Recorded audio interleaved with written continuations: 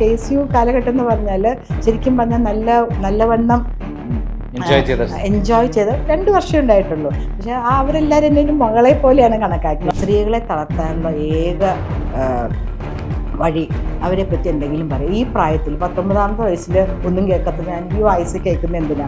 ഇങ്ങനെ അനാവശ്യമൊന്നും എൻ്റെ അടുത്ത് നടക്കത്തില്ല. നല്ല വിദ്യാഭ്യാസ സമ്പന്നനായ നല്ല കുടുംബത്തിൽ കുറച്ച ഒരു സുന്ദരൻ എനിക്ക് ഭർത്താവായിട്ടിരിക്കുമ്പോൾ ഇങ്ങനെ ഒരാളുമായിട്ട് വിളിച്ച് സൊള്ളേണ്ട ആവശ്യം എനിക്കില്ല. അങ്ങനെ ഫൈറ്റ് ചെയ്ത് തന്നെ എപ്പോഴും നിൽക്കും. കാരണം ഒരു അനാവശ്യം ചെയ്യില്ല. അനാവശ്യങ്ങൾക്കും അനാശാസ്യത്തിനും നിയമങ്ങൾക്കെതിരെ നടക്കുന്ന പരിപാടികൾക്ക് ശക്തമായ നിലപാടെടുക്കും, എടുത്തിരിക്കും. സെൻസസ് കയറി വന്ന് അവിടെ SCSMന്റെ മകളെ പിടിച്ച് KSU ചേർക്കണമെങ്കിൽ ആ ഒരു അപ്രോച്ചബിലിറ്റി, ജെന്യുവിൻ ആൾക്കാരെ ആകർഷിക്കാൻ, ഒരു കാന്തം പോലെ രത്നം എന്നൊക്കെ പറയുന്ന ഒരു ഫൈൻ മാൻ.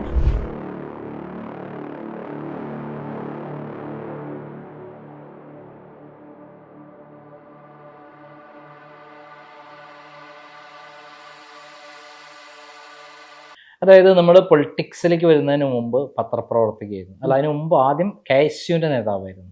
KSUവിന്റെ നേതാവായിരുന്നു എന്ന് പറയുന്നത്. എങ്ങനെ കോൺഗ്രസിൽ എത്തിപ്പെട്ടു? അല്ല, ഞാൻ പറഞ്ഞില്ലേ, PT തോമസ്. നമുക്ക് യാതൊന്നുമില്ല. PT തോമസിനെ എങ്ങനെയാ കാണുന്നത്?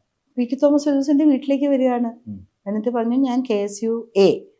ഞാൻ പക്ഷെ അപ്പോഴൊക്കെ വായിക്കുമായിരുന്നു കേട്ടോ. KSUAയുടെ സംസ്ഥാന അധ്യക്ഷനാണ്. ഇപ്പോൾ യൂണിവേഴ്സിറ്റി യൂണിയൻ തെരഞ്ഞെടുപ്പ് വരുന്നുണ്ട്. സെൻറ് ജോസഫ് കോളേജ് എന്നുള്ള കൗൺസിലറാണല്ലോ. അപ്പോൾ ഞങ്ങളുടെ പാനലിൽ മത്സരിക്കാമോ എന്ന് ചോദിച്ചു. അപ്പോൾ നമുക്കിതൊന്നും പറഞ്ഞില്ല. എന്തോ ഈ നമ്മളെ വിചാരിക്കാത്ത ഇതിൽ കൂടെയൊക്കെയാണ് കൊണ്ടുപോകുന്നതെന്ന് പറഞ്ഞാൽ, ഞാൻ വലിയ കെമിസ്ട്രിയിൽ PhD എടുക്കണം എന്നായിരുന്നു എൻ്റെ ആഗ്രഹം. ഞാൻ എങ്ങനെ 24 വയസ്സുള്ള ഇന്ത്യയിലെ മികച്ച വനിതാ ജേർണലിസ്റ്റ് ആകുമ്പോൾ LTT മിലിറ്റൻസിനെ അവരുടെ ഹൈഡൌട്ടിൽ പോയി കണ്ടുപിടിച്ചതിനാണ് കിട്ടിയത്. നമുക്ക് അതിലേക്ക് വരേണ്ടതുണ്ട്. നമുക്ക് ഇത് കഴിഞ്ഞിട്ട് അതിലേക്ക് അത് വളരെ പ്രധാനപ്പെട്ട കാര്യമാണെന്നുള്ള ആർക്കും അറിയാത്തൊരു കാര്യമാണ്. PT വന്നപ്പോൾ പിന്നെ ഞാൻ പറഞ്ഞില്ല, അച്ഛനോട് സംസാരിച്ചു. അതിൽ കഴിഞ്ഞ രസമുണ്ട്. അത് കഴിഞ്ഞ് അടുത്ത കൊല്ലം ഞാൻ വൈസ് ചെയർമാൻ തന്നെ, ശരത്ചന്ദ്ര പ്രസാദ് ആയിരുന്നു ചെയർമാൻ തിരുവനന്തപുരത്തെ. അപ്പോൾ അദ്ദേഹത്തിന് എന്തോ കോളേജിലെ തെരഞ്ഞെടുപ്പിൽ പരാജയപ്പെട്ടതിനെ തുടർന്ന് അദ്ദേഹം മാനസികമായി അതിൻ്റെ ഇത് ഏറ്റെടുത്ത് രാജിവെച്ചപ്പോൾ നമ്മുടെ സിൻഡിക്കേറ്റ് ഇത് തീരുമാനിച്ചു എന്നെ ചെയർമാനാക്കാനായിട്ട്. അവർ പിന്നെ ഇതിലേക്ക് പോയില്ല, എന്നെ ചെയർമാനാക്കാനായിട്ട് തീരുമാനിച്ചു. അങ്ങനെ കേരള യൂണിവേഴ്സിറ്റി യൂണിയൻ്റെ ചരിത്രത്തിലെ ആദ്യത്തെ വനിതാ ചെയർമാനായി. യൂത്ത് ഫെസ്റ്റിവൽ നടക്കുകയാണ്. അരവിന്ദൻ, നമ്മുടെ സിനിമാ സംവിധായകൻ, അദ്ദേഹമാണ് ഉദ്ഘാടനം ചെയ്യുന്നത്. സ്വാഗതം അധ്യക്ഷ പ്രസംഗം ചെയർമാൻ എന്നുള്ള നിലയിൽ ഞാനാണ്.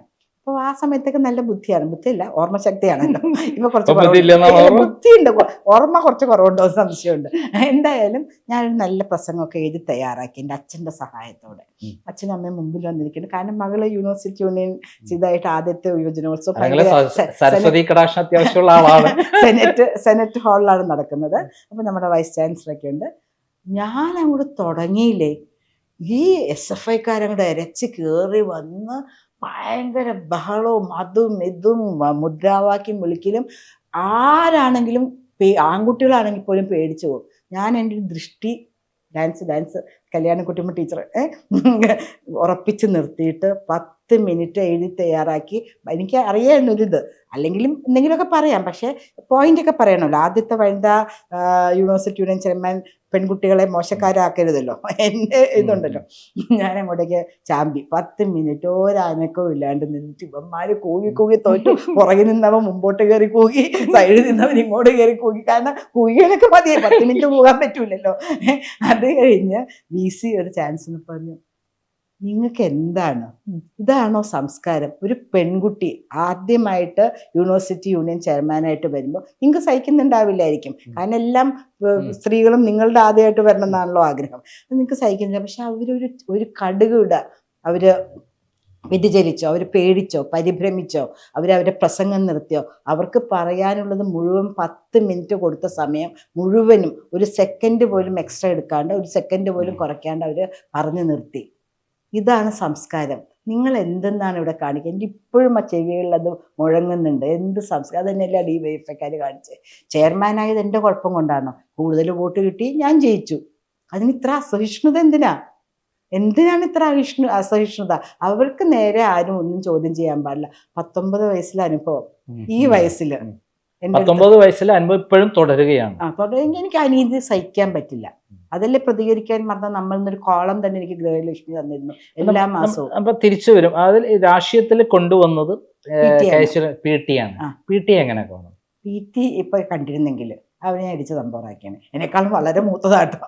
അല്ല, അത് കഴിഞ്ഞ രസമുണ്ടായി. 2 പ്രാവശ്യം രാജീവ് ഗാന്ധി മുഗൾ വാസനിക്കിന് ഞാൻ അതോടെ മനസ്സിലായി എനിക്കിത് പറ്റുന്നല്ല. അപ്പോഴേക്കും എനിക്ക് മാതൃഭൂമിയിൽ ജോലി കിട്ടി, അതിന്റെ അംഗീകാരം, ആളുകളൊക്കെ പത്മരാജസ്മരനെ തെരഞ്ഞു വരുന്നു. ഇത് ശരിക്കും എന്താണ് സിമ്പിൾ ലാംഗ്വേജ്, ഒരു ഡിഫറെന്റ് ആയിരുന്നു എൻ്റെ ശൈലി. ഇപ്പൊ സംസാരിക്കണ പോലെ തന്നെ എഴുതും, അത്ര തന്നെ ഉള്ളൂ. 2 പ്രാവശ്യം മുഗൾ വാസനിക്കിനെ വീട്ടിലേക്ക് അയച്ചു, നാഷണൽ ലെവലിലേക്ക് വരണം എന്ന് പറഞ്ഞു. എൻ്റെ അച്ഛൻ്റെ സഹോദരിയുടെ ഭർത്താവ്, പണ്ട് ഈ കസിൻസ് തമ്മിൽ കല്യാണം കഴിക്കില്ല, അത് അച്ഛൻ്റെ ഫസ്റ്റ് കസിനുമാണ്, അച്ഛൻ്റെ സഹോദരി ഭർത്താവുമാണ്, പറവൂർ TK നാരായണപിള്ള എന്നറിയും. കോൺഗ്രസിൻ്റെ തിരുക്കൊച്ചിയാണ് അന്ന്, മുഖ്യമന്ത്രിയൊക്കെ ആയിരുന്നു. അച്ഛനെ അറസ്റ്റ് ചെയ്യിപ്പിച്ചിട്ടൊക്കെ ഉണ്ട്. അച്ഛനെ ഈ ട്രേഡ് യൂണിയൻ പ്രവർത്തനം നടത്തുമ്പോൾ അതൊരു വലിയ ഇതായിരുന്നു. അളിയനെ എന്താണ് അറസ്റ്റ് ചെയ്യിപ്പിച്ച മുഖ്യമന്ത്രി എന്നൊക്കെ പറഞ്ഞ് ഭയങ്കര ഇതായിരുന്നു. അപ്പോൾ എന്താണ് ആ ഒരു പാരമ്പര്യം വെച്ചിട്ടായിരിക്കും. പക്ഷെ അച്ഛൻ എമർജൻസി കഴിഞ്ഞ് നടന്ന ഇതിൽ എല്ലാവരും കൂടെ ചേർന്ന്, അന്ന് RSSന്റെ ഒക്കെ എല്ലാവരും കൂടെ ചേർന്ന്, മാണി കോൺഗ്രസ് ഒക്കെ കൂടെ ചേർന്നിട്ടുള്ള LDF മുന്നണിയുടെ കാൻഡിഡേറ്റ് മുകുന്ദവരെ ഇപ്പൊ ചാലക്കുടി മത്സരിച്ച് വെറും 3600 വോട്ടിനാണ് അന്നത്തെ CPM സ്വതന്ത്ര സ്ഥാനാർത്ഥി. അപ്പോഴാണ് BMSന് മോഹൻദാസ് ചേട്ടനൊക്കെ അച്ഛന് വേണ്ടി വർക്ക് ചെയ്തിട്ടുണ്ട്. ഞാൻ പറഞ്ഞില്ലേ, ഞങ്ങളുടെ ജില്ലാ പ്രസിഡന്റ് ആയിരുന്നു BJPയുടെ. ഒരു 3600 വോട്ടിന് 2 ദിവസം കഴിഞ്ഞാണ് ഇലക്ഷൻ റിസൾട്ട് വന്നേ. പണ്ടത്തെ പോലെ കൗണ്ട് ചെയ്ത് വരണ്ടേ. എന്താണ് PC ജോർജ് എന്ന് പറഞ്ഞിട്ട്, AC ജോർജ് എന്ന് പറഞ്ഞ സെൻട്രൽ മിനിസ്റ്ററിനെതിരെയാണ് അച്ഛൻ മത്സരിച്ചത്. ഏറ്റവും കുറവ് വോട്ട് കോൺഗ്രസിന്റെ സെന്ററാണ്. അതെ, എന്താണ് അതിൽ ഏറ്റവും കുറവ് വോട്ട് അച്ഛന് കിട്ടിയത്. എനിക്കിപ്പോൾ ഞാൻ കുഞ്ഞാണെന്ന്, എന്താണ് കൊടുങ്ങല്ലൂര് CPMന്റെ ഏറ്റവും വലിയ കേന്ദ്രത്തിൽ നിന്നാണ് അച്ഛന് വോട്ട് കുറഞ്ഞത്. CPMന്റെ സപ്പോർട്ട് ഉണ്ടായിട്ടും CPIയുടെ ഏറ്റവും ശക്തി കേന്ദ്രമാണ്. അതെ, എക്സാക്ട്ലി. കുറഞ്ഞത് അതെ, അവിടെയാണ് അച്ഛന് കുറഞ്ഞത്. തിരിച്ചു വരികയാണെങ്കിൽ മുഗൾ വാസനി, അപ്പൊ തന്നെ എനിക്ക് മനസ്സിലായത് എനിക്ക് പറ്റിയ പരിപാടിയല്ല. കാരണം എന്റെ മനസ്സതിലല്ല. കാരണം ഞാനിങ്ങനെ വളരെ ഷൈൻ ചെയ്ത് നിൽക്കുകയാണ് as a journalist. So it's not, എനിക്ക് എഴുതാനും പറ്റുന്നുണ്ട്, ആൾക്കാരുടെ ഇതും വേണം, നമ്മൾ എങ്ങനെയാണെങ്കിലും അനീതി പുറത്തേക്ക് കൊണ്ടുവന്നാൽ മതിയല്ലോ. അപ്പോൾ ഞാൻ പറഞ്ഞു എനിക്കതിൽ താല്പര്യമില്ല, രാഷ്ട്രീയത്തിൽ താല്പര്യം, I M well settled in life എന്ന് പറഞ്ഞു. അപ്പം ഞങ്ങളുടെ കല്യാണം തീരുമാനിച്ചിരിക്കുന്ന സമയത്താണ്. എത്ര വയസ്സിലാണ് കല്യാണം? പിന്നെയും വയസ്സ്, ഈ ചേട്ടനെ കൊണ്ട് ഞാൻ തോറ്റു. എനിക്ക് 25 വയസ്സെന്ന് പറഞ്ഞപ്പോ അപ്പൊ ഞാൻ ചേട്ടൻ വിളിക്കാമല്ലോ, ഇത് 26 വയസ്സ് എന്തായാലും ആയിട്ടുണ്ട്, അപ്പൊ എനിക്ക് ചേട്ടൻ വിളിക്കാം. അപ്പോഴാണ് നമ്മുടെ ഈ സെറ്റപ്പില് ഇലക്ഷൻ വരുന്നത്. ഞങ്ങൾ താമസിക്കുന്നത് അപ്പോൾ എറണാകുളത്ത് MG റോഡിൽ തായ്പ ഡിവിഷൻ 61 രൂപ എന്ന് പറയുന്നത്. എനിക്ക് സീറ്റ് ഓഫർ ചെയ്തു. ഞാൻ പറഞ്ഞു, അപ്പം അദ്ദേഹം പറഞ്ഞു ഒരു രാഷ്ട്രീയക്കാരി എൻ്റെ ഭാര്യയായിട്ട് ഞാൻ ആഗ്രഹിക്കുന്നില്ല. ഞാൻ നോക്കിയപ്പോൾ നല്ല ജീവിതം, അദ്ദേഹം സൂപ്പറായി പാടും, ഞാൻ നന്നായി ഡാൻസ് കളിക്കും, ഷട്ടിൽ കളിക്കും, ഞങ്ങൾ ഒരുമിച്ച് കുറേ ടൈറ്റിൽസ് വിൻ ചെയ്തിട്ട് നമ്മുടെ റോട്ടറി അതിൻ്റെ നല്ല നല്ല സുഖകരമായ ജീവിതം കേട്ടോ. എന്തിനാണ് ഇതിലേക്ക് പോകേണ്ട ആവശ്യമില്ല. അപ്പം ഞാൻ താല്പര്യമില്ലാന്ന്. വയലാർ രവി ചേട്ടനാണെങ്കിൽ അപ്പോൾ പത്മജ വേണുഗോപാൽ ഞങ്ങളുടെ അടുത്ത് പനമ്പള്ളി നഗറിൽ താമസിച്ചിരുന്നത്. എപ്പോഴും പറയും ഞങ്ങളുടെ മേയർ കാൻഡിഡേറ്റ് പത്മജയാണെന്ന് പറയും എല്ലാ ഇലക്ഷന് മുമ്പും. ഉടനെ എല്ലാവരും കൂടെ ഓടി പത്മ ചേച്ചിയുടെ വീട്ടിൽ ചെല്ലും. അപ്പോൾ പത്മ ചേച്ചി അയ്യോ ഞാനല്ല, ഇത് അവിടെ വേറൊരു പത്മജ എസ് മേനോൻ പഴയ യൂണിവേഴ്സിറ്റി യൂണിയൻ ചെയർമാൻ താമസിക്കുന്നുണ്ട്, അവരെ കുറിച്ചാണ് വയലാർ രവി ചേട്ടൻ പറയുന്നത്. അപ്പോൾ ഏത് വലിയ VVIP വരുമ്പോഴും അദ്ദേഹത്തിൻ്റെ കാലിൽ മേഴ്സി ചേച്ചിക്കൊപ്പം ഒരു മകളെ പോലെ എന്നെയും വയ്ക്കും. അപ്പം അങ്ങനെ നമ്മുടെ രാഷ്ട്രപതി വന്നാലും ആര് വന്നാലും അദ്ദേഹത്തിൻ്റെ കാറിൽ എനിക്ക് ഇപ്പോഴും നല്ലൊരു അമ്മ ഈ ഇടയ്ക്കും കൂടെ പറഞ്ഞു, നമുക്കൊന്ന് വയലാർ ചേട്ടനെ പോയി കാണാം, അദ്ദേഹത്തിന് ഇത്തിരി ഓർമ്മ പിശകൊക്കെ ഉണ്ടെന്ന് തോന്നുന്നു. അങ്ങനെ അല്ല ഞാൻ പറയാം, അങ്ങനെ ഒരു നല്ല KSU കാലഘട്ടം എന്ന് പറഞ്ഞാൽ ശരിക്കും പറഞ്ഞാൽ നല്ലവണ്ണം എൻജോയ് ചെയ്ത് 2 വർഷം ഉണ്ടായിട്ടുള്ളൂ. പക്ഷെ അവരെല്ലാരും എന്നെ ഒരു മകളെ പോലെയാണ് കണക്കാക്കി. നമ്മള് നേരത്തെ പറഞ്ഞു ഈ ഇങ്ങനെ സൊസൈറ്റി ഇങ്ങനെയായി എന്ന് പറയുന്ന ഒരു കാര്യം പറഞ്ഞു. പക്ഷെ KSU പ്രവർത്തനത്തിൽ പെൺകുട്ടികൾ ആൺകുട്ടികളൊക്കെ ഒരുമിച്ച് എനിക്ക് ഒരു ഇതും തോന്നിയിട്ടില്ല. ഞങ്ങൾക്കൊക്കെ പൊട്ടുന്ന പ്രായമാണ്. എനിക്ക് 19 വയസ്സേ ഉള്ളൂ. അപ്പൊ ഒന്ന് ആലോചിച്ച് നോക്കും. പിന്നെ പ്രായം ചോദിക്കരുത് കേട്ടോ. ഓൾറെഡി പറഞ്ഞു കഴിഞ്ഞു 19 വയസ്സിൽ. അതിന് അപ്പൊ ഞാൻ എന്നായിരുന്നു ചെയർമാൻ എന്ന് ആലോചിച്ചാൽ പ്രായം കണ്ടടിക്കാം. അയ്യോ കുടിക്ക് എന്നെ കുടിക്ക്. അപ്പൊ ഒരു വിധത്തിലുള്ള നോട്ടം കൊണ്ടോ തൊടല് കൊണ്ടോ പെരുമാറ്റം കൊണ്ടോ ഒന്നും എനിക്കൊരു അസ്വസ്ഥത തോന്നിയിട്ടില്ല. പൊളിറ്റിക്സ് ഒരു ആദ്യം ഞങ്ങൾ ഇരിക്കുന്ന സമയത്ത് എന്താണ് SFIയുടെ യൂണിയനിലാണ് ഞാൻ ആദ്യം വൈസ് ചെയർമാനായിട്ട്. ഒരു GS ബാബു ഉണ്ട് ജോയിന്റ് സെക്രട്ടറി. ഞങ്ങൾ രണ്ടുപേരും കൂടെ ദിവസവും പത്രസമ്മേളനം കേട്ടോ, അങ്ങനെ ഇങ്ങനെയെന്നൊക്കെ. അല്ലല്ല ഞാനല്ല, SFI ആണ് ആദ്യം ഭരിച്ചത്, ഞാൻ വൈസ് ചെയർമാൻ. അപ്പൊ നമ്മളിങ്ങനെ പാനൽ പോകുമ്പോൾ കൂടുതൽ വോട്ടിന്റെ ഇതില് ഞാൻ വൈസ് ചെയർമാനായി, GS ബാബു ജോയിന്റ് സെക്രട്ടറി. ഞങ്ങൾ രണ്ടുപേരും മാത്രമേ ഉള്ളൂ, ബാക്കിയൊക്കെ SFIയുടെ അല്ലെങ്കിൽ അവരുടെ കൂടെയുള്ള സംഘടനകളുടെ. അപ്പൊ ഞങ്ങൾക്ക് രണ്ടുപേർക്കും പത്രസമ്മേളനം നടത്താനേ സമയമുള്ളൂ കേട്ടോ. ഞാൻ പറയാം, ഒരു ഇതും തോന്നിയിട്ടില്ല. ഒരു ആൺകുട്ടിയെ പോലെ അല്ലെങ്കിൽ പെൺകുട്ടിയെ പോലെ ഒരു സഹപ്രവർത്തകര്, അത്രയേ ഉള്ളൂ. സൊസൈറ്റിക്ക് വേണ്ടി പ്രവർത്തിക്കുക എന്നുള്ള ലക്ഷ്യം മാത്രം. ഞങ്ങൾക്ക് ഞങ്ങളുടെ സ്പിരിറ്റ് അത് മാത്രമേ ഉള്ളൂ. വേറെ ഒരു തരത്തിലെ നോട്ടം കൊണ്ടോ പ്രവൃത്തി കൊണ്ടോ ഒന്നും നമുക്കൊരു അയ്യോ ഞാനൊരു സ്ത്രീയല്ലേ ഇവൻ എന്നെ ഇങ്ങനെ നോക്കുന്നല്ലോ അങ്ങനെ. എന്നിട്ടും പത്മജ എസ് മേനോനെ കുറിച്ച് വ്യാപകമായ രൂപത്തിൽ പല പ്രചരണം നടത്തുന്നത് എന്തുകൊണ്ടാണ്? ആര്? ഈ എതിർ പാർട്ടികൾ, കമ്മികൾ ഇങ്ങനെ ഭയങ്കരമായി പ്രചരിപ്പിക്കുന്നത് എന്താണ്? അതെ, ഇന്നലെ എന്നോട് ഒരാള് പറഞ്ഞു, ആളാന്ന് പറഞ്ഞ ആവശ്യമില്ല, TG മോഹൻദാസ് എന്ന് കേട്ടിട്ടുണ്ടോ?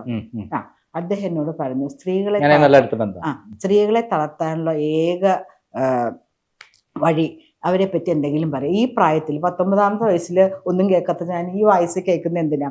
ഒരു കാര്യം പറയാം, ഞാൻ ഈ പൊളിറ്റിക്സിലൊക്കെ വരുന്നതിന് മുമ്പ് ഞങ്ങളുടെ പനമ്പള്ളി നഗറിൽ ഒരു പ്രശ്നം ഉണ്ടായി. അപ്പം ഞാൻ എല്ലാത്തിനും ചാടി വീഴുമല്ലോ. അപ്പം മുഴുവൻ വയസ്സായ ആൾക്കാരെ താമസിക്കുന്നത്, അവരെൻ്റെ തലയിൽ വെച്ച് വന്നു. അപ്പോൾ അവിടുത്തെ കൗൺസിലർ ലേഡി ആയിരുന്നു. അതിൻ്റെ കാര്യം സംസാരിക്കാൻ മേയറുടെ അടുത്ത് കുറേ കൊല്ലം മുമ്പാട്ടോ, ഞാൻ വന്നിട്ട് തന്നെ 9 കൊല്ലമായി BJPയിൽ പോയിട്ട്. അതിനൊക്കെ മുമ്പാണ് വേൾഡ് ബാങ്കിൻ്റെ ഒരു പ്രോജക്റ്റ് അവിടെ കൂടെ വരും, 36 കോടി രൂപ. ഒരു 36 ലക്ഷത്തിന് തീരാവുന്നതേ ഉള്ളൂ. അത് മുഴുവൻ അശാസ്ത്രീയമാണ്, വെള്ളം വരില്ല എന്നൊക്കെ പറഞ്ഞിട്ട് ഞങ്ങൾ ഇതൊക്കെ കൊടുത്തിട്ടുണ്ട്. ഇപ്പം എനിക്ക് ഒരു പബ്ലിക് ഇൻട്രസ്റ്റ് കൊടുക്കുന്ന ഒരു തൊഴിലും കൂടി ഉണ്ടായിരുന്നു ആ സമയത്ത്, ചുമ്മാ. അപ്പം അവർ പറഞ്ഞു, ദേ നിങ്ങളല്ലേ എൻ്റെ ഭർത്താവിനെ, ഒരു പാല് വിൽപ്പനയായിട്ടാണ് അവരുടെ ജോലി, എൻ്റെ ഭർത്താവിനെ വിളിച്ച് ചൊല്ലിക്കൊണ്ടിരിക്കുന്നത്. വാട്ട് നോൺസെൻസ് ഇങ്ങനെ ചോദിച്ചു, വാട്ട് നോൺസെൻസ്, നിങ്ങളുടെ ഭർത്താവ് ആരാ? മേയറോട് പറഞ്ഞു, പാലിടയ്ക്കാൻ പറഞ്ഞു. എൻ്റെ ഇത് ചെക്ക് ചെയ്യണം, ഇദ്ദേഹത്തിനെ വരുത്തണം, അത് ചെക്ക് ചെയ്യണം. ഞാൻ ഇദ്ദേഹത്തിന് എത്ര പ്രാവശ്യം വിളിച്ചിട്ടുണ്ട്. ഇങ്ങനെ അനാവശ്യമൊന്നും എൻ്റെ അടുത്ത് നടക്കത്തില്ല. നല്ല വിദ്യാഭ്യാസ സമ്പന്നനായ നല്ല കുടുംബത്തിൽ പിറച്ച ഒരു സുന്ദരൻ എനിക്ക് ഭർത്താവായിട്ടിരിക്കുമ്പോൾ ഇങ്ങനെ ഒരാളുമായിട്ട് വിളിച്ച് സൊള്ളേണ്ട ആവശ്യം എനിക്കില്ല. എന്തെങ്കിലും കാര്യത്തിന് വിളിച്ചതായിട്ട് പോലും എനിക്ക് ഓർമ്മയില്ല. എൻ്റെ മൊബൈൽ എൻ്റെ കയ്യിലുണ്ടല്ലോ, ഈ പറയുന്ന ആളുടെ നമ്പർ അതിൽ എപ്പോഴെങ്കിലും ഒരു പ്രാവശ്യം നോക്കിയിട്ടുണ്ടോ എന്ന് നോക്കാൻ പറഞ്ഞു. ഭയങ്കര ബഹളം, വാലടയ്ക്കാൻ പറഞ്ഞു. ഈ സ്ത്രീ പുറത്തു പോകരുത്, ഇത് തീരുമാനമായിട്ട് പോയാൽ മതി. അങ്ങനെ ഫൈറ്റ് ചെയ്ത് തന്നെ എപ്പോഴും നിൽക്കും. കാരണം ഒരു അനാവശ്യം ചെയ്യില്ല. അനാവശ്യങ്ങൾക്കും അനാശാസ്യത്തിനും നിയമങ്ങൾക്കെതിരെ നടക്കുന്ന പരിപാടികൾ ശക്തമായ നിലപാടെടുക്കും, എടുത്തിരിക്കും. എനിക്കതൊന്നും പേടിയില്ല. പിന്നെ നിങ്ങൾ എന്തിനാണ് താലിബാനിസോ? ഞങ്ങൾക്ക് ഇഷ്ടമുള്ളത് ചെയ്യുന്നല്ലേ പറയണേ, ഞങ്ങൾക്ക് ഇഷ്ടമുള്ള ആ വീഡിയോ കാണുന്നില്ലേ ഇങ്ങനെ നടന്നത്. ഞാൻ എന്താ അതിൽ പറയുന്നേ? നിങ്ങൾക്ക് ലൈസൻസ് ഉണ്ടോ? അവർ പറയുന്നത് ഈ ചെറിയ സമയത്തിന് വേണ്ടി ലൈസൻസ് നിൽക്കേണ്ട ആവശ്യമില്ല. അതെന്ത് നിയമ? ചെറിയ സമയത്തിന് വേണ്ടി നമുക്ക് എന്തും ചെയ്യാമെന്നോ? അതായത് എതിരാളികളെ തകർക്കാനുള്ള ഏറ്റവും വലിയ ആയുധമായിട്ട്, സ്ത്രീകളെ പ്രത്യേകിച്ച് തകർക്കാനുള്ള ഏറ്റവും വലിയ ആയുധമായിട്ട് CPM പ്രവർത്തിക്കുന്ന ഒരു രീതിയാണ് അതെന്ന് പറഞ്ഞാൽ ശരിയാണോ? ശരിയാണ്. നമ്മുടെ സ്വന്തം അനുഭവത്തിൽ അത് ശരിയാണ്. അപ്പൊ ഈ എന്താണ് എന്റെ കൗൺസിൽ ഇപ്പൊ നേരത്തെ പറഞ്ഞപ്പോൾ ഞാൻ ഭയങ്കര അപ്സെറ്റ്. ഞാൻ ഇതൊക്കെ വിട്ടു. ആർക്ക് വേണ്ടിയിട്ടാ? ഇത് എന്റെ വീടൊന്നുമില്ല. അങ്ങനെ എന്റെ ഹസ്ബൻഡിന്റെ ഫാമിലി ഹൗസിൽ ഞങ്ങൾ താമസിക്കുന്നത്. ഞാൻ എന്തിനാ ഇതൊക്കെ അങ്ങനെ വയസ്സായ അങ്കിളിന് ആണ്ടിക്കൊന്നും പോകാൻ പറ്റില്ലെങ്കിൽ കേസ് നടത്തണ്ട. ഹസ്ബൻഡ് പറഞ്ഞു, what wrong with you Padmaja, come let's go to Taj and have a dinner. He is not bothered about anything. Husband full സപ്പോർട്ടാണ്. പക്ഷെ രാഷ്ട്രീയത്തിൽ വരുന്നതിന് താല്പര്യമില്ല. അന്ന് ഞങ്ങളുടെ കോളനിയിലെ ഇതിന് വേണ്ടിയിട്ട് ഇറങ്ങി. പുള്ളിക്ക് ഒട്ടും താല്പര്യം. ഈ saying it's not worth it. നമുക്കൊരു ലൈഫ് ഉണ്ട്. വി ആർ ഇൻ ദ നമ്മളുടെ വയസ്സുകാലത്തേക്കുള്ളതിൻ്റെ യൂത്ത്ഫുൾ ഓൾഡ് ഏജിലാണ് ഞങ്ങൾ രണ്ടുപേരും. ഞങ്ങൾ തമ്മിൽ വലിയ പ്രായ വ്യത്യാസമൊന്നുമില്ല. എൻ്റെ ചേച്ചിയുടെ ക്ലാസ്മേറ്റ് ആയിരുന്നു അദ്ദേഹം, CA ചാർട്ടേഡ് അക്കൗണ്ടൻസിക്ക് ജൂനിയർ ആയിരുന്നു. ഫുൾ സപ്പോർട്ടാണ് എല്ലാത്തിനും. പക്ഷെ ഇതിനില്ല. രാഷ്ട്രീയത്തിലേക്ക് എൻ്റെ ഫാമിലിക്ക് ആർക്കും താല്പര്യമില്ല. എന്നിട്ടും നമ്മൾ സോഷ്യൽ കമ്മിറ്റ്മെന്റോടാണ് അവിടെ നിൽക്കുന്നത്. അപ്പൊ അമ്മ എപ്പോഴും പറയുന്ന കാര്യമുണ്ട്, മോളെ അച്ഛൻ SS മേനോൻ ഒരു ചീത്ത പേര് പോലും ഒന്നിലും കേൾപ്പിച്ചില്ല. കാശ് എല്ലാ നേതാക്കന്മാരും, എല്ലാ രാഷ്ട്രീയ നേതാക്കന്മാരും, എതിരാളികളും പറയുന്ന ഒരു പേരാണ്. കാശ് മേടിക്കോ ഒന്നും കേൾപ്പിച്ചിട്ടില്ല. അതുപോലെ നീ നിൽക്കണം. ഇപ്പൊ അമ്മ എന്നോട് പറയുന്നത്, I thought I will have A dignified exit. She's 90+ now. അപ്പോഴും എന്റെ വയസ്സ് കാൽക്കുലേറ്റ് ചെയ്യാട്ടോ. അപ്പൊ 90ാമത്തെ വയസ്സ് ഈ നന്ദകുമാർജി, ഞാൻ അമ്മയെ അപ്പോ മേരാ വലിയ ഭയ്യാന്ന് വിളിക്കണം. കാരണം എനിക്ക് 25 വയസ്സെന്ന് പറഞ്ഞപ്പോ 26 വയസ്സുണ്ട്, ബടാ ഭയ്യ. അപ്പം എന്തായാലും അങ്ങനെ ഫാമിലിക്ക് താല്പര്യം ഇല്ലാണ്ടായിപ്പോയി. പക്ഷെ എനിക്ക് എന്തോ അറിയില്ല, കാരണം രാഷ്ട്രീയത്തിന് അതീതമായി ഞാൻ ജനങ്ങളെ സ്നേഹിക്കുന്നു. എൻ്റെ അച്ഛൻ്റെ അവസാന കാലഘട്ടത്തിൽ, അല്ലെങ്കിൽ എനിക്ക് ഓരോ തവണയും ടിക്കറ്റ് ഓഫർ ചെയ്യുമ്പോൾ അച്ഛൻ പറയും, മോളെ B the voice of the voiceless. മോൾക്ക് അത് ആദ്യമേ അച്ഛന് കൈക്കൂലി പറ്റൂല, കള്ളക്കടത്ത് പറ്റൂല, കള്ളപ്പണം പറ്റൂല, ഒന്നും പറ്റില്ല. Exactly, you are my daughter. അതുകൊണ്ടാണ് ഞാൻ ഇങ്ങനെ പറയുന്നത്. അപ്പൊ ഞാൻ പറയാം, അച്ഛൻ എനിക്ക് ഇത്രയും വലിയ ശബ്ദം ആയതുകൊണ്ടാണോ, മൈക്ക് വേണ്ടാത്തത് കൊണ്ടാണോ? അച്ഛൻ ഇങ്ങനെ ചില സിനിമയിലേക്ക് കാണുമല്ലോ, എന്നോട് ഇങ്ങനെ പറഞ്ഞുകൊണ്ടിരുന്നിങ്ങനെ കൈ ഇങ്ങനെ ആയിപ്പോയി. പിന്നെ ഒരു 2 മാസം കിടന്നിട്ടാണ് അച്ഛൻ മരിച്ചത്. അപ്പോഴാണ് ഒരു ലോക്കൽ ബോഡി, അച്ഛൻ 92-ല്. അപ്പൊ അച്ഛൻ അധികം നാളൊന്നും കിടന്നില്ല കേട്ടോ. അപ്പോഴാണ് ഒരു ലോക്കൽ ബോഡി ഇലക്ഷൻ വരുന്നത്, 2015 ലോക്കൽ ബോഡി ഇലക്ഷൻ വരുന്നത്. അപ്പൊ ആദ്യമായിട്ട് BJP, നമ്മുടെ VHPയുടെ അഖിലേന്ത്യാ സ്റ്റേറ്റ് പ്രസിഡന്റും പിന്നെ ഇപ്പൊ അയ്യപ്പ സേവാ സംഘത്തിന്റെ അല്ല, അപ്പോഴ് ഇവര് കൊണ്ടുവന്ന് എനിക്ക് ടിക്കറ്റ് ഓഫർ ചെയ്യാണ് 2015 ഇലക്ഷന്റെ സമയത്ത്. 14-ലാണ് അച്ഛൻ കോർപ്പറേഷൻ ഇലക്ഷൻ. ഞാൻ ആരോടും ചോദിക്കേണ്ട സമ്മതിച്ചു. അപ്പൊ ഇതറിഞ്ഞ അമ്മ ശ്രീകുമാറിനെ വിളിച്ച്, എൻ്റെ ഹസ്ബൻഡിനെ വിളിച്ച്, ഞാൻ എന്തോ ഇപ്പൊ നാളെ ക്യാൻസർ പിടിച്ച് മരിക്കുന്നോ അല്ലെങ്കിൽ എന്നെ തൂക്കിക്കൊല്ലാനൊരു വിധി വന്നു, ശ്രീകുമാർ അറിഞ്ഞിട്ടാണ് ഇവിടെ ചെയ്യണത്, അങ്ങനെ ഇങ്ങനെ എന്നൊക്കെ പറഞ്ഞ് ഭയങ്കര ബഹളങ്ങൾ. സ്വന്തം ഭർത്താവ് വർഷങ്ങളോളം ട്രേഡ് യൂണിയൻ രംഗത്തും രാഷ്ട്രീയ രംഗത്തും പ്രവർത്തിച്ചിട്ടും മകൾ രാഷ്ട്രീയത്തിൽ വരുന്നതിനെ എതിർക്കുന്നു. ഭയങ്കര ബഹളമായിരുന്നു. പിന്നെ അമ്മയുടെ ഒരു ബ്രദറാണ്, എൻ്റെ ഹസ്ബൻഡും വന്നു നോമിനേഷൻ കൊടുക്കാനും ഇതിനൊക്കെ. ബ്രദർ എന്താണ് ഒരു വലിയ RSSന്റെ ഫാമിലിയാണ്. അമ്മയുടെ ചെറിയമ്മയുടെ മകൻ, അദ്ദേഹം കൂടെ വന്നാണ് എനിക്ക് ഇതൊക്കെ ചെയ്തതെന്ന് കൊടുത്തത്, നോമിനേഷൻ കൊടുത്തത്. നോമിനേഷൻ ഒക്കെ കൊടുത്തു. എന്താണ് അങ്ങനെയാണ് ഞാൻ, അപ്പോഴാണ് എനിക്ക് തന്നത് ഒരു ജനറൽ സീറ്റാണ് തന്നത്. അവിടെ മുഴുവൻ ഹിന്ദി ഗിരിനഗർ, എൻ്റെ പനമ്പള്ളി നഗറാണ് ഗിരിനഗർ. അപ്പോൾ ഹിന്ദി സ്പീക്കിംഗ് ആൾക്കാരാണ്, കാശുകാരാണ്, ഒരു സ്ലം പോലും ഇല്ല. അപ്പോൾ പത്നിക്ക് അവിടെ നന്നായി ചെയ്യാൻ പറ്റുന്നൊക്കെ പറഞ്ഞിട്ട് തന്നെ. അപ്പോൾ പക്ഷെ നമ്മൾ ഇലക്ഷൻ ആകുമ്പോൾ എല്ലായിടത്തും കയറണം. നമ്മൾ വാക്കിന് പോകുമ്പോഴോ കാറിൽ പോകുമ്പോഴോ വലിയ വീടുകൾ മാത്രമേ കാണുന്നുള്ളൂ. പക്ഷേ 2 വലിയ വീടുകൾക്കിടയിൽ ഒരു ചെറിയ ഗള്ളി, ഒരു 2 അടിയുടെ ഗള്ളി ഉണ്ടെന്നും ആ ഗള്ളി പോയി അവസാനിക്കുന്നത് ശബ്ദമില്ലാത്തവരുടെ താമസിക്കുന്ന ഒരു കേന്ദ്രത്തിലാണെന്ന് ഞാൻ അപ്പോഴാണ് മനസ്സിലാക്കിയത്. എനിക്കതൊരു വലിയൊരു അറിവായിരുന്നു. ശരിക്കും പറയുകയാണെങ്കിൽ എൻ്റെ കുട്ടി ആശുപത്രിയിൽ കിടക്കുമ്പോഴാണ് ഞാൻ, സാധാരണഗതിയിൽ നമ്മൾ വിചാരിക്കുന്നത് പുറമെ കണ്ടതല്ല യഥാർത്ഥ ലൈഫ് ജനങ്ങളുടെ, അതെ, 3 തരത്തിൽ മരിക്കും. വയസ്സായിട്ട്, ആക്സിഡന്റ് പറ്റിയിട്ട്, അസുഖമായിട്ട്. കാശില്ലാത്തതുകൊണ്ടും ആൾക്കാർ മരിക്കുന്നത് ഞാൻ ആദ്യമായിട്ട് മനസ്സിലാകുന്നത് എൻ്റെ ഇരട്ടക്കുട്ടികളുമായിട്ട് ഞാൻ PVC കിടക്കുമ്പോഴാണ്. അപ്പൊ അതുപോലെ ശബ്ദമില്ലാത്തവരുണ്ട് എന്ന് അച്ഛൻ പറഞ്ഞത് ഞാൻ മനസ്സിലാക്കുന്നത് ഇലക്ഷൻ നിന്നപ്പോഴാണ്. എല്ലായിടത്തും പോണ്ടേ, വലിയ വീടുകളിൽ മാത്രമല്ല, പോയേ പറ്റുള്ളൂ. അപ്പൊ അതോടുകൂടി ഞാൻ ഒരു തീരുമാനം എടുത്തു, ഞാൻ ശബ്ദമില്ലാത്തവരുടെ ശബ്ദമാവാൻ പോവാണെന്ന്. ഞാൻ അങ്ങനെ അതുവരെ അച്ഛൻ മരിച്ചു കഴിഞ്ഞു തന്നെ. അപ്പോൾ ഞാൻ ഒരു ഇന്റീരിയർ ഡിസൈനിങ് ബിസിനസ് ചെയ്യുന്നുണ്ടായിരുന്നു. ഞാൻ അത് ക്ലോസ് ചെയ്യാൻ തീരുമാനിച്ചു. എൻ്റെ ഹസ്ബൻഡ് പറഞ്ഞു, പത്മജ യൂസ് ചെയ്യ സർട്ടൺ ലൈഫ് സ്റ്റൈൽ, നിൻ്റെ ഡ്രൈവറുടെ, എനിക്കൊരു ഇന്നോവ കാർ ഒഫീഷ്യൽ ആവശ്യത്തിനും എനിക്ക് മക്കളുമായിട്ട് കറങ്ങി നടക്കാനായിട്ട്, കുറേ വൈകിയ കുട്ടികളുണ്ടായി, കറങ്ങി നടക്കാനായിട്ട് ലീവാ കാറും. അപ്പം വണ്ടി എൻ്റെ അടുത്ത് വന്ന് പെട്രോളിനും ഡ്രൈവറിനും വേണ്ടി കാശ് ചോദിക്കാൻ പാടില്ല. ഇപ്പോൾ ഞാൻ ബ്രെഡ് ബട്ടർ ഉണ്ടാക്കുന്നത് പത്മജ കൊണ്ടുവരുന്നത് ജാമും ഹണിയുമായിരുന്നു. ജാമും ഹണിയും നമ്മുടെ ലൈഫിലില്ല. ബ്രെഡ് ബട്ടർ വെച്ച് നമുക്ക് ജീവിക്കേണ്ടി വരും. എൻ്റെ ഒരു വാട്ടർ ഫ്രണ്ട് അപ്പാർട്ട്മെൻറ്റ് ഞാൻ തന്നെ സമ്പാദിച്ചതാണ്. KPSL ചേച്ചിയും സിദ്ധാർത്ഥ താമസിന് അവരെ നിന്ന നിലപ്പിൽ ഒഴിപ്പിച്ചത് കിട്ടിയ കാശിന് വിട്ടു. കാരണം ഹസ്ബൻഡ് പറഞ്ഞല്ലോ എൻ്റെ മുമ്പിൽ വന്ന് കൈ നീട്ടി നിൽക്കരുതെന്ന്. ഒരു റണ്ണിങ് ബിസിനസ് നിർത്തുമ്പോൾ കുറച്ച് ലയബിലിറ്റീസ് ഉണ്ടാവും, അതൊക്കെ തീർത്തു.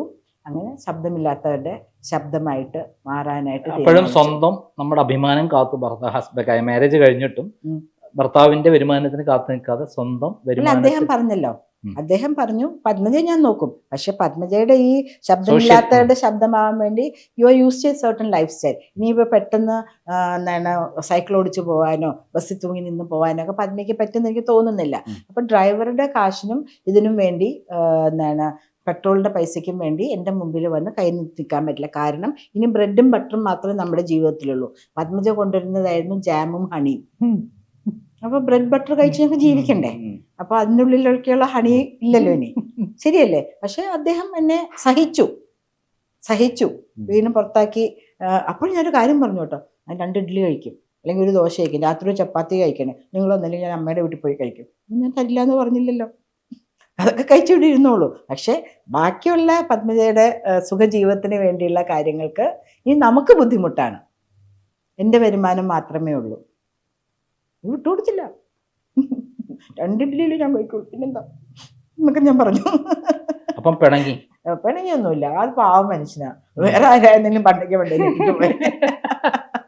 പാവാട്ടോ. പക്ഷെ ഞാൻ അദ്ദേഹത്തെ കുറേ ബുദ്ധിമുട്ടിച്ചു. ഞാനൊരു കാര്യം കൂടെ പറഞ്ഞോട്ടെ. അദ്ദേഹത്തിന് ഒരു ബ്രെയിൻ ട്യൂമർ സർജറി, അദ്ദേഹത്തിന് ഇഷ്ടമല്ല അത് പറയണേ, ഒരു ഓപ്പറേഷൻ കഴിഞ്ഞ് കിടക്കുമ്പോൾ ഞാൻ ഇവിടെ സേവാ സപ്താഹം നടക്കുകയാണ് നമ്മളുടെ ഇത് മൂടി ജില്ലതനുസരിച്ച്. അപ്പം മോഹൻദാസ് ചേട്ടനാണ് പ്രസിഡന്റ്. അദ്ദേഹം ആണെങ്കിൽ ഡയാലിസിസ് പേഷ്യൻ്റാണ്, ഹോസ്പിറ്റലിൽ കിടക്കാണ്. ഞാനാണ് കോർഡിനേറ്റർ വേറൊരാളാണ്. അദ്ദേഹത്തിൻ്റെ താല്പര്യമില്ലായ്മ കൊണ്ട് എന്തോ അസുഖം പിടിച്ച് കിടക്കാമെന്ന് പറഞ്ഞു. മോഹൻദാസ് ചേട്ടൻ്റെ വൈഫ് എന്നെ വിളിച്ചു, ഒന്ന് വരണം എന്ന് പറഞ്ഞു. അപ്പോൾ എൻ്റെ ഹസ്ബൻഡ് ലേക്ക് ഷോറിൽ കിടക്കാണ്. ഞാൻ ചെന്നപ്പോൾ ആ ചേച്ചി മോതിരം ഊരി തന്നിട്ട് പറഞ്ഞു, ചേട്ടൻ ഇവിടെ കിടന്നിട്ട് ഈ കിടപ്പുറയ്ക്കുന്നില്ല പത്മജ, ഇത് പണയം വിൽക്കോ എന്തോ ചെയ്തിട്ട് ആ പരിപാടികൾ നന്നായി നടത്തുന്നു. എൻ്റെ വല്ലാണ്ട് ഇതായിപ്പോൾ. അദ്ദേഹം ഒരു BMSൻ്റെ പ്രവർത്തനം. ആ ചേച്ചി മോതിരം ഊരി തരാം. ഞാൻ അതൊന്നും വേണ്ട ചേച്ചി. ഞാൻ രാവിലെ 6:30 മണിക്ക് ലേക്ക് ഷോറിൽ നിന്ന് ഇറങ്ങും, രാത്രി 10:00 ഇത് മുഴുവൻ നന്നായി സൂപ്പറായി നടത്തി. അപ്പം എൻ്റെ മൂത്ത മകൻ്റെ ഫ്രണ്ടിനെയും കൂടെ ഞാൻ പിടിച്ച് ICUവിലാണല്ലോ, അവിടെ ഇരുത്തും. അപ്പോൾ ഇപ്പോഴും വഴക്കൊരിക്കുമ്പോൾ ഞാൻ പറയും, ICUവിൽ എന്ത് ചെയ്യാനാ?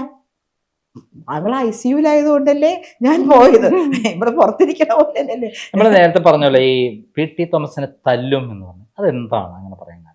അല്ല, ഞാൻ നല്ല സുഖമായിട്ട് ജീവിക്കായിരുന്നു. ഇപ്പോ ഞാൻ ഹീസ് എ ഫൈൻ ജെന്റിൽമാൻ. ഈ ആൾക്കാരെ ആകർഷിക്കാനുള്ളൊരു കഴിവ് ഒന്നുമില്ല. സെൻസസ് കയറി വന്ന് അവിടെ SCSMന്റെ മകളെ പിടിച്ച് KSU ചേർക്കണമെങ്കിൽ ആ ഒരു അപ്രോച്ചബിലിറ്റി, ജെന്യുവിൻ, ആൾക്കാരെ ആകർഷിക്കാൻ ഒരു കാന്തം പോലെ രത്നം എന്നൊക്കെ പറയുന്ന ഒരു ഫൈൻ മാൻ. ഒരു ദിവസം എൻ്റെ വീട്ടിൽ വന്നു, എൻ്റെ ഇളയ മോൻ്റെ അഡ്മിഷന് വേണ്ടി ഞാനിങ്ങനെ ഓടി നടക്കുക കേട്ടോ. അപ്പോൾ നമ്മളുടെ അൽഫോൺസ് കണ്ണന്താനത്തിൻ്റെ ഇലക്ഷൻ്റെ സമയം വീട്ടിൽ കയറിയിട്ടേ ഇല്ല, എൻ്റെ പുറകെ നടക്കാം. അദ്ദേഹം രാവിലെ 5 മണിക്ക് കാറ് വരും, രാത്രി. അപ്പോൾ സമയമുണ്ടോ? അപ്പോഴ് PT വന്നു കാറിൽ. എന്നിട്ട് പറഞ്ഞു, കാറ് കയറി മോനെ വിളിക്കുക. എന്താ കാര്യം? അല്ല, തൃക്കാക്കരയാണല്ലോ മണ്ഡലം, അവിടെ രാജഗിരിയുടെ അവിടെ ഞാൻ അഡ്മിഷൻ റെഡിയാക്കിയിട്ടുണ്ട്. PT ഞങ്ങൾക്ക് തേവര കോളേജ് ആയിരിക്കും സൗകര്യം, നീ കാറ് കയറടി. അദ്ദേഹം എങ്ങനെ അറിഞ്ഞു എൻ്റെ മോൻ അഡ്മിഷന് വേണ്ടി ഞാൻ പാഞ്ഞു നടക്കാണെന്നൊക്കെ? അദ്ദേഹം എങ്ങനെ അറിഞ്ഞു? കണ്ടറിയാനുള്ളതും കറക്റ്റ് പ്രവർത്തിക്കാനുള്ള കഴിവ്. എത്ര കൊല്ലമായി ഞങ്ങളുടെ ആ ഒരു സമ്പർക്കം മാറിയിട്ട്. ഞാൻ BJP കാരിയാണ്. അപ്പോൾ എന്താണ് ജില്ലാ പ്രസിഡന്റാണ് മഹിളാ മോർച്ചയുടെ. 2016 ആ സമയത്ത് അദ്ദേഹത്തിന് എങ്ങനെ അത് മനസ്സിലാക്കാൻ പറ്റി? 2000 പാർലമെന്റ് ഇലക്ഷൻ എന്ന് പറയുമ്പോൾ 19 അൽഫോൺസ് കണ്ണന്താനം മത്സരിച്ചത്. അപ്പോ മോൻ രാഷ്ട്രീയത്തിൽ ഉപരിയായിട്ട് ഒരു സുഹൃത്ബന്ധം കാത്തു സൂക്ഷിക്കുന്ന വ്യക്തികൾ.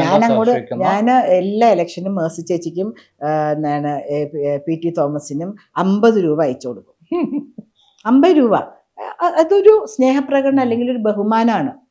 50 രൂപ മണി ഓർഡർ. നമ്മള് LTTയുടെ കാര്യം പറഞ്ഞല്ലോ, അവിടെ പോയി റിപ്പോർട്ട് ചെയ്യുന്നത് ആരെയാണ് പോയി കണ്ട് ഇന്റർവ്യൂ എടുത്തത്? അത് എന്താണ് അവിടെ ചെന്നാൽ നമുക്ക് LTT കണ്ടുപിടിക്കാൻ. എവിടെയാണ് പോയത്? രാമേശ്വരത്ത് നിന്നാണ് നമുക്ക് തലയമണ്ണാർ അല്ലെങ്കിൽ ജാഫ്നയിലേക്ക് ആക്സസ് ചെയ്യാനായിട്ട് ബോട്ടുകളുള്ളത്. അപ്പൊ ഞാൻ അവിടെ പോയി ഇങ്ങനെ ഒരു സൈക്കിൾ, അവിടെ രാമേശ്വരം തന്നെ, രാമേശ്വരം ഇവിടെ കടൽ തീരം. അപ്പൊ ഞാനൊരു സൈക്കിൾ ഹയർ ഔട്ട് ചെയ്യാൻ കിട്ടും കേട്ടോ. ഇങ്ങനെ കറങ്ങി ഓരോ സ്ഥലത്ത്. അപ്പൊ ഇത് കുറച്ച് പേര് ഫോളോ ചെയ്യുന്നുണ്ട്. ഞാൻ ഇന്റലിജൻസ് ഡിപ്പാർട്ട്മെന്റ് ആണോ ശരിക്കും മാതൃഭൂമി ഏൽപ്പിച്ച ദൗത്യമാണ്. അതെ നാലപ്പാട് MD നാലാപ്പാട് നേരിട്ട് ഏൽപ്പിച്ചത്. ഞാനത് പോയിക്കോട്ടെ എന്ന്. റിസ്ക് ആണല്ലോ, സാരില്ല സാർ എന്നാ പോയിക്കോട്ടെ. സാഹസിക പത്രപ്രവർത്തനത്തോടാണ്, ഇൻവെസ്റ്റിഗേറ്റീവ് ജേർണലിസത്തോടാണ്. എക്സാക്ട്ലി. അത് പറയാനാണെങ്കിൽ നമുക്ക് കുറെ പറയാനുണ്ട് കേട്ടോ.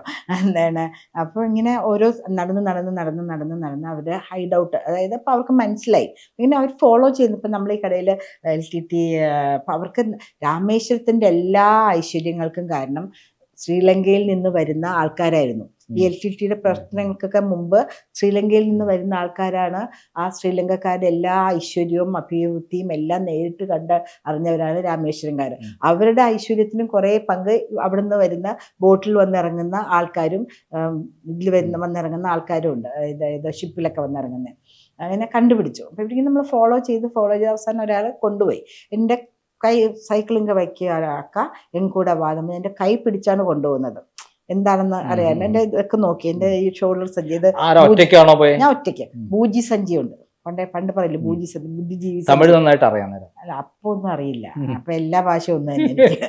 അവർക്ക് നമ്മൾ മലയാളം നല്ലോണം അറിയാം. ഇപ്പൊ എല്ലാത്തിലും അണ്ണ അങ്കേ എങ്കേ എന്നൊക്കെ പറഞ്ഞാൽ എന്തോ പറഞ്ഞ ലാ ചേർത്താല് വളി, അതുപോലെ നമുക്കതൊന്നും ഭാഷയൊന്നും പ്രശ്നമില്ല. ഞാൻ പഞ്ചാബില് പോയി ചെയ്തുകൊണ്ടിരിക്കണം പറയുമ്പോഴാണ് MD നാലപ്പാട് റിസൈൻ ചെയ്ത് ടൈംസ് ഓഫ് ഇന്ത്യയിൽ പോയി. പഞ്ചാബിൽ അവിടെ കുടുംബീകൾ എന്നെ അങ്കെ അയക്കുമ്പോ അണ്ണാന്നും പറഞ്ഞ് കരഞ്ഞുകൊണ്ടിരിക്കുമ്പോഴാണ് അദ്ദേഹം, നമുക്ക് ഭാഷയൊന്നും പ്രശ്നമില്ല. അവിടെ എന്താണ് ചെന്ന് കൈ പിടിച്ചിട്ടുണ്ട്. എൻ്റെ ഈ ബൂജി ബാഗൊക്കെ തുറന്നു നോക്കി ഒന്നുമില്ല, ഒരു സ്ക്രിബ്ലിംഗ് ബാഗും 5-6 രൂപയും കിടപ്പുണ്ട്, അതിൽ തിരിച്ചു വരണ്ടേ. അപ്പോൾ ഇയാൾ കൈ പിടിച്ചിട്ടുണ്ട്. സെക്യൂരിറ്റിയാണ്, എനിക്കല്ല, എനിക്ക് അങ്ങേർക്ക് സത്യമാണോന്ന് അറിയാം. ഞാൻ ഓടിപ്പോണ്ടിരിക്കും. അപ്പോഴും ഇത്രയും പോലും എനിക്ക് വണ്ണമൊന്നുമില്ല. ചെന്നപ്പോൾ നമ്മൾ കേട്ട് അറിഞ്ഞൊരു സങ്കല്പമേ അല്ല അവിടെ. നമ്മളറിയുന്നത് LTT വലിയ സ്വർഗതുല്യമായ ഒരു അന്തരീക്ഷത്തിൽ ഭയങ്കര ഇതായിട്ട് ജീവിക്കുന്നതൊക്കെ ഞാൻ കേട്ടിട്ടുള്ളേ. ഒരു കുറേ ഉപ്പുമാവ് അങ്ങനത്തെ സാധനങ്ങൾ, അവരുടെ തമിഴന്മാർ കഴിക്കുന്ന ഇതുണ്ടല്ലോ പൊങ്കൽ, അങ്ങനത്തെ നിലത്ത് ഒക്കെ കുറെ വയർലെസ് സെറ്റ് അങ്ങനെ ഇങ്ങനെയൊക്കെ കുറെ കാര്യങ്ങളൊക്കെ ഇരിക്കുന്നുണ്ട്. കുറച്ച് രാമേശ്വരത്ത്. അപ്പോൾ അവരിങ്ങനെ 87 ഒക്കെ ആയിരിക്കും, 1987 ഒക്കെ. 88 എനിക്ക് മികച്ച വനിതാ ജേർണലിസ്റ്റിന് അവാർഡ് കിട്ടുന്നത്. നാഷണൽ അവാർഡ്, ടൈംസ് ഓഫ് ഇന്ത്യയുടെ ഓൾ ഇന്ത്യ ആദ്യ first South Indian first vernacular journalist. അതുവരെ ഇംഗ്ലീഷിൽ എഴുതുന്ന ആൾക്കാർക്ക് മാത്രമേ കിട്ടിയിട്ടുള്ളൂ. And the youngest. അപ്പോൾ സെക്കൻഡ് ഓണറബിൾ മെൻഷന് വന്ന ലേഡി പേര് പെട്ടെന്ന് ഓർക്കുന്നില്ല, ബോംബെ ബേസ്ഡ് ജേർണലിസ്റ്റ് ആയിരുന്നു. 56 വയസ്സൊക്കെ അപ്പം തന്നെ അവർക്കുണ്ട്. ഞാനൊരു കുഞ്ഞു കുസായിട്ട്. അതിൻ്റെ കുറേ തമാശകൾ വേറെ ഉണ്ട് കേട്ടോ, എനിക്ക് പറ്റിയ അബദ്ധങ്ങൾ. എൻ്റെ അമ്മൂമ്മയാണ് എൻ്റെ എല്ലാം എന്ന് പറഞ്ഞല്ലോ. അമ്മൂമ്മ പറഞ്ഞു ആരും എന്ത് തന്നാലും കഴിക്കരുത്. അവിടെ വലിയ ഹോട്ടൽ 36 നിലയുള്ള താജിൻ്റെ എന്തെല്ലാം ഒരു ആക്കിയേക്കണം, ഒന്നും കഴിക്കാൻ പാടില്ല, ആര് തന്നാലും ഒന്നും കഴിക്കരുതെന്നൊക്കെ പറഞ്ഞ് അമ്മൂമ്മനെ ഇതാക്കി വിട്ടിരിക്കാം. സ്വിറ്റ്സർലൻഡിൽ പോയപ്പോഴും പറഞ്ഞു ആരും മല കയറിക്കോട്ടെ, നീ ആൽപ്സ് കയറാൻ നിൽക്കരുത് കേട്ടോ. സ്വിറ്റ്സർലൻഡിൻ്റെ ആൽപ്സിൻ്റെ താഴ്വരയിലാണ് ഞാൻ താമസിക്കുക. അമ്മൂമ്മ ആൽപ്സ് കയറരുത്, എനിക്ക് പേടിയാവും, എനിക്ക് നിന്നെ ഭയങ്കര ഇഷ്ടമാണ്. അപ്പോൾ എല്ലാവരും എനിക്ക് വേണ്ടി സ്പെഷ്യലായിട്ടൊരു ലഞ്ചൊക്കെ ഓർഗനൈസ് ചെയ്തിട്ടുണ്ട് എൻ്റെ ഓണറിൽ. എന്നാ വേണ്ട, അത് വേണ്ട, അവസാനം ഇത്തിരി ജലജീരയെങ്കിലും കഴിക്കാം, എനിക്ക് തോന്നുന്നത് കൊള്ളാമല്ലോ.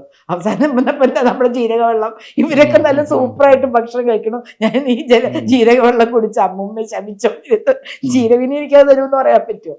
അപ്പോൾ LTTയുടെ മിൽട്ടൺസിൻ്റെ അവിടെ ചെന്ന് കഴിഞ്ഞിട്ട് തിരിച്ചതിലേക്ക് വരികയാണെങ്കിൽ അവരിങ്ങനെ വയർലെസ്സിൽ കൂടെ അങ്ങോട്ടും ഇങ്ങോട്ടൊക്കെ പോകുന്നുണ്ട്. അപ്പോൾ അവർ പറഞ്ഞു ഇന്ന് രാത്രി ഞങ്ങൾ പോകുന്നുണ്ട്, ശ്രീലങ്കയിൽ പോകുന്നുണ്ട്, വരുന്നോന്ന് ചോദിച്ചു. പിന്നെന്താ എന്ന് പറഞ്ഞു ചാടിക്കയറി. പക്ഷെ എൻ്റെ കഷ്ടകാലത്തിനോ നല്ല കാലത്തിനോ കുറേ കടൽ ചുരുക്കം. ഇപ്പൊ ഇങ്ങനെ ഈ റോന്ത് ചുറ്റി അവരൊക്കെ ഈ ഇതായിട്ട് മറ്റേ AK-47 ഒക്കെ ആയിട്ടൊക്കെ ഉണ്ടാവും, ജീവനോടെ വരുമില്ലോ എന്ന്. നമുക്ക് ജീവനൊന്നും പ്രശ്നമല്ല. അപ്പം നമ്മൾ കയറി. പക്ഷെ ഞങ്ങൾക്ക് തിരിച്ചു വരേണ്ടി വന്നു.